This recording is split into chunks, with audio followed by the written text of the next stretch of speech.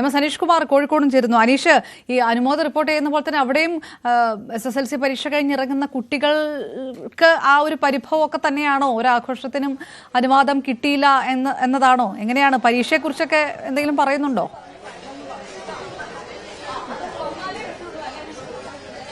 അപർണ, നമുക്ക് കാണാം ആദ്യം പിടിച്ച് മൊബൈൽ ഫോണും ചെവിയിൽ വെച്ച് ഓടുന്ന ഒരു ഹെഡ് മിസ്ട്രസിനെ നമുക്ക് കാണാം. അവരൊക്കെ ഇന്ന് ഈ അധ്യയന വർഷത്തിലൊക്കെ ഏറ്റവും ഒരു മുൾമുനയിൽ നിൽക്കുന്ന ദിവസമായിരിക്കും. അതെ അതെ അതെ ആണ്. കാരണം ഇനി ഒരു അനിഷ്ട സംഭവം ഉണ്ടാവാൻ സമ്മതിക്കില്ല. ഞാൻ ഞാൻ എന്റെ ഒരു കുട്ടിക്ക് ഒന്നും പറ്റരുത്, ഭംഗിയായി വീട്ടിലെത്തണം. അത്ര ഒരു പ്രശ്നമുള്ള സമയത്തിലൂടെ നമ്മൾ കടന്നു പോകുന്നത്. ഇപ്പൊ രക്ഷിതാവ് വന്ന് കുട്ടിയെ കൂട്ടിക്കൊണ്ട് ഇത്ര കുട്ടികളെ രക്ഷിതാക്കൾക്കുള്ള വേണ്ടേ? അതാ എന്റെ ചോദ്യം. ഈ രാവിലെ 3:30 ഇട്ട ബോയ്സാ, ഇത്ര നേരം രക്ഷിതാവ് ബോധമുള്ള രക്ഷിതാക്കൾ വന്നു, അല്ലാത്തവർക്ക് ബോധമില്ല. അപ്പൊ അക്രമത്തിന് സ്കൂൾ മാത്രമൊന്നുമല്ല കാരണം, പാരന്റൽ ആറ്റിറ്റ്യൂഡും പ്രശ്നമാണ് അല്ലെ? ടീച്ചർ എന്തായാലും നിർബന്ധമായിട്ട് അവർ വന്നാലും ഞാൻ വന്നാലേ വിടുള്ളൂ. ഇനി 2 കുട്ടികളെ വേണേ ഒരു ആൾക്ക് കൊണ്ടുപോകാം. നമുക്കറിയാലോ ഇവർ അടുത്തടുത്ത വീടാണ്. അപ്പൊ രക്ഷിതാവ് പറഞ്ഞാൽ നമ്മളാ കുട്ടികൾ അവരെ കൂടെ വിടും. അല്ലാതെ പുറത്തിറങ്ങി അവിടുന്ന് അടിപിടി ഉണ്ടാക്കിയാൽ ഞാൻ സമ്മതിക്കില്ല. ടീച്ചറിനൊക്കെ പണ്ടത്തെ പോലെ ഒന്നുമല്ല, ഇപ്പൊ വലിയ തലവേദനയാണ് ഈ കൺട്രോളിംഗ് എന്ന് പറഞ്ഞത്. എനിക്ക് ഞാൻ കുറച്ചുകൂടി ചൈൽഡ് ഫ്രണ്ട്ലി ആറ്റിറ്റ്യൂഡും സൈക്കോളജിയിലും ഒക്കെ വർക്ക് ചെയ്യുന്ന ആളും കൌൺസിലറൊക്കെ ആയതുകൊണ്ട്, സൈക്കോളജിക്കൽ കൌൺസിലിംഗ് ഫീൽഡിൽ വർക്ക് ചെയ്യുന്നതുകൊണ്ട് എനിക്കൊരു പ്രശ്നമല്ല. അതുകൊണ്ട് പ്രശ്നമില്ലാതെ നോക്കാനുള്ള പണികൾ നമ്മൾ ചെയ്യുന്നുണ്ട്. സ്നേഹപൂർവ്വം ഇടപെട്ട് ഒക്കെ നിൽക്കുന്നുണ്ട്. അതുകൊണ്ടാണല്ലോ കുട്ടികൾ നിൽക്കുന്നത്. നമ്മളിപ്പോ മോശമായിട്ടാണ് ഇവരെ അധികം നിന്നോളന്നില്ല. അവർക്ക് ഇറങ്ങി ഓടാലോ. ഒരു തരത്തിലുള്ള ആഘോഷങ്ങൾ തീരെയില്ല. കംപ്ലീറ്റ് നിരോധനമാണ്. വിദ്യാഭ്യാസ വകുപ്പിന് പ്രത്യേക നിർദ്ദേശം തന്നെ വന്നിട്ടുണ്ട്. ഒരു തരത്തിലുള്ള ആഘോഷങ്ങളും പാടില്ലാന്ന് ഇന്ന് രാവിലെ മെസ്സേജ് വന്നു. യൂണിഫോമിൽ മഷീറിയുന്ന പരിപാടി അങ്ങനൊന്നും അതുമില്ല. ഞാൻ അനുവദിക്കൂല. ഞാൻ ആദ്യം ബാഗൊക്കെ പരിശോധിച്ചു. ഇനി ഇവിടെ എവിടെയെങ്കിലും ഒളിപ്പിച്ച് വെച്ചിട്ടുണ്ടെങ്കിലൊക്കെ ഉള്ളൂ. അനുവദിക്കൂലോ? സമ്മതിക്കൂല.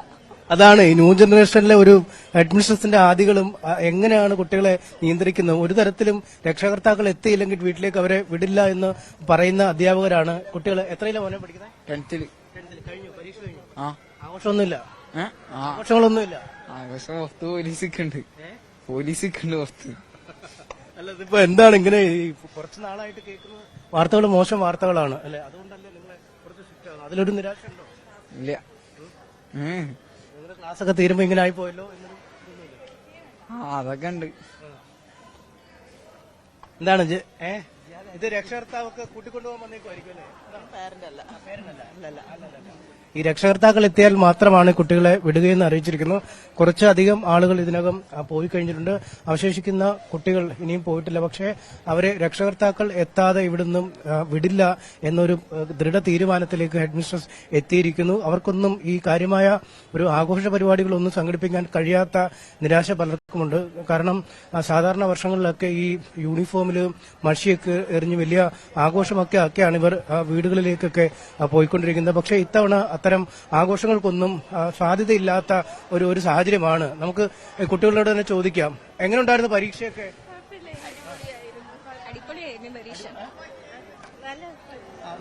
ആഘോഷങ്ങളൊന്നും ഇല്ലായിരിക്കുമല്ലോ. ഇറങ്ങിയല്ലേ അതുകൊണ്ട് സങ്കടമുണ്ടോ ഒന്നും ആഘോഷിക്കാൻ പറ്റാത്തതില്? സങ്കടം. അല്ല, എങ്ങനെയൊക്കെ ആഘോഷിക്കാനാ പ്ലാൻ ചെയ്തിരുന്നത്? അല്ല, എങ്ങനെ ഫോട്ടോ എടുക്കണം, പുറത്തു പോകണം, അത് അത്ര. ഇനി മഷീർ ചെയ്യുന്ന പരിപാടിയൊക്കെ ഇല്ലായിരുന്നോ? അതൊക്കെ ഉണ്ടായിരുന്നു. അത് വേണ്ടാന്ന് വെച്ച് ഇതാ പുറത്ത് മൊത്തമുണ്ട്. എല്ലാരും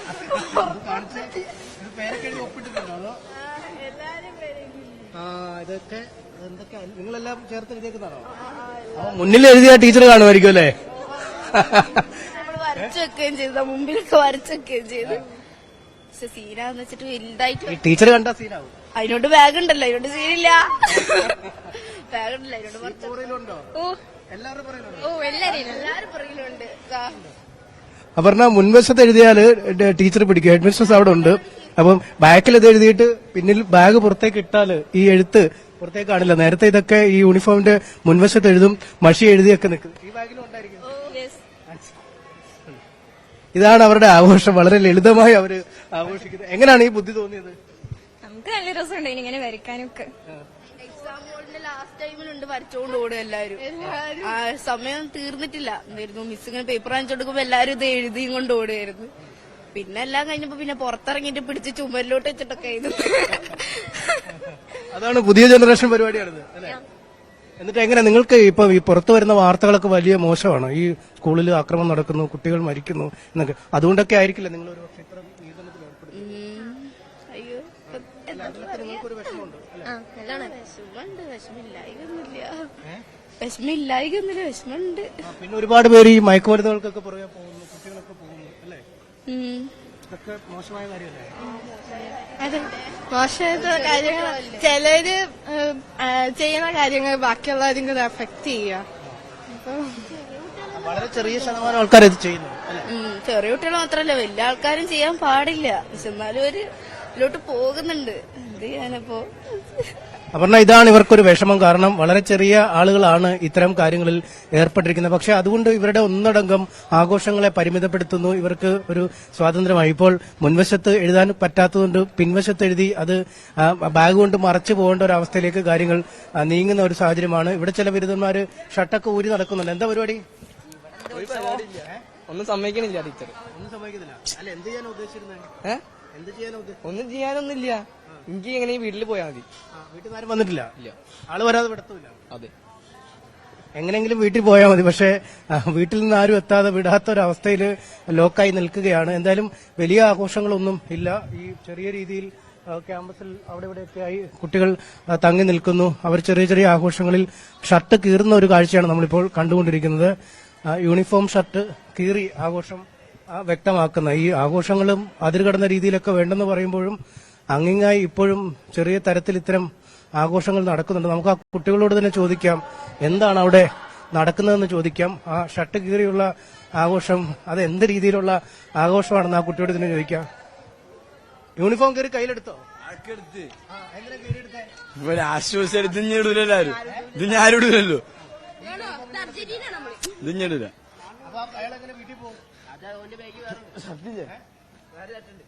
മഷിയെടുത്തും പരിപാടി വരെ കീറി തന്നെ എടുക്കും. ഫുള്ള് കീറനാണ്.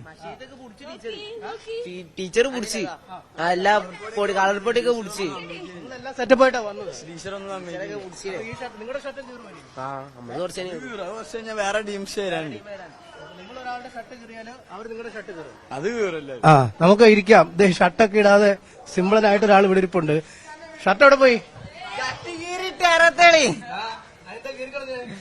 ലാസ്റ്റ് ദിവസമില്ല, അതുകൊണ്ട് കീറിട്ട് മക്കള്. ഇനിയിപ്പോ ഈ ഷർട്ട് വേണ്ടല്ലോ, അതുകൊണ്ടാണോ? വേണ്ട, ഇങ്ങനത്തെ ഞാൻ വീട്ടിൽ പോയിക്കോളാം. ഇനിയിപ്പോ വേറെ ഷർട്ട് ഉണ്ടോ ബാഗില്? വേറില്ല. പിന്നെ എങ്ങനെ വീട്ടിൽ പോവാ? വീട്ടിൽ ഉമ്മനെ വിളിച്ചിട്ട് ഞാൻ വേറെ കൊണ്ടുവരിക. ഉമ്മയോട് വിളിച്ചു പറഞ്ഞു? ഉമ്മയോട് എന്ത് പറഞ്ഞു? ഷർട്ട് എവിടെ പോയെന്ന് പറഞ്ഞു? വേറെ ഷർട്ട് ചെക്കന്മാര് കീറിട്ട് അടുത്ത ഷർട്ട് കീറാനായി എടുത്തു പിടിച്ചേക്കുന്ന കാഴ്ചയാണ്. ഇതാണ് ഇപ്പോഴത്തെ ആഘോഷം. ഇനി യൂണിഫോം വേണ്ട, പകരം ഒരു കീറിയ ഷർട്ട് ഇട്ട് കൊടുത്തിരിക്കുന്ന കാഴ്ച കാണുന്നു.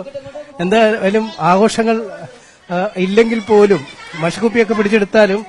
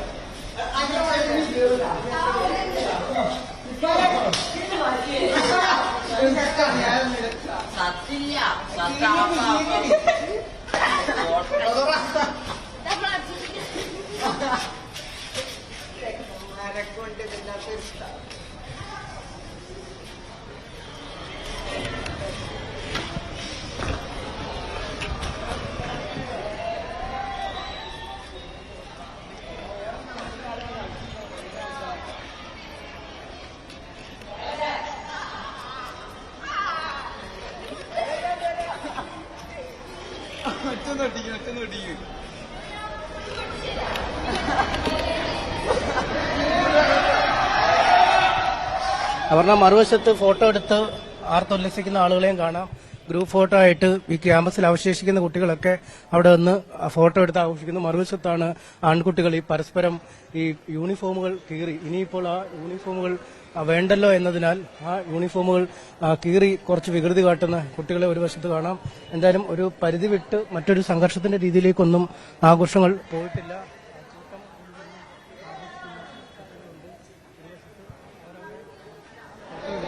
മറ്റുമൊക്കെ നമുക്ക് ദൃശ്യങ്ങളിൽ കാണാം, വട്ടം ചേർന്ന് നിൽക്കുന്ന ദൃശ്യങ്ങൾ കാണാം.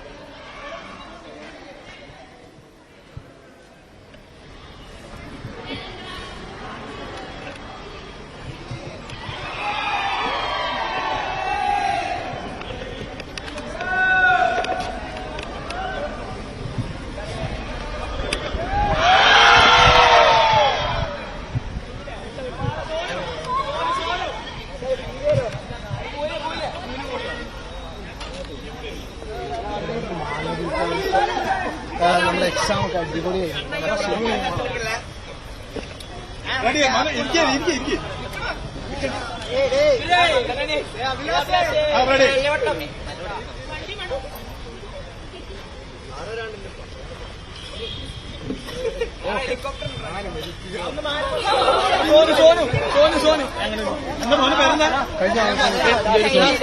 വലിയ ആഘോഷങ്ങളൊന്നും പറ്റൂലല്ലോ, അപ്പൊ ചെറിയ രീതിയിൽ അടിപൊളിയാക്കി. ഒന്നും ചെയ്തില്ല, ഈ കുപ്പായത്തിൽ എഴുതിച്ചു. എഴുതി എന്തെങ്കിലുമൊക്കെ ചെയ്യണ്ടേ, നമുക്കൊരു ഓർമ്മക്ക് എന്തെങ്കിലും വേണ്ടേ, അപ്പൊ അത് എഴുതി.